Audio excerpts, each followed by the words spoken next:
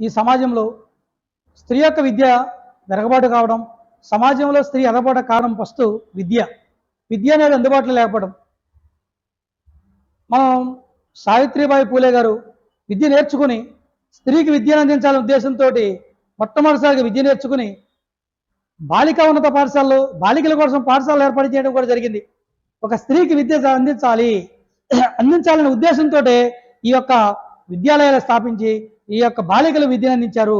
ఎప్పుడైతే స్త్రీకి విద్య వస్తుందో తన చైతన్యవంతురాలయ్యి ఈ యొక్క సొసైటీలో మార్చగలదనే ఉద్దేశంతో ఆ యొక్క ఆలోచనతోటి ఆమె విద్యా వ్యవస్థలో మార్పు తీసుకురావాలి, ఎవరి కోసం, స్త్రీల కోసం అనేది కూడా జరిగింది. ఓకేనండి.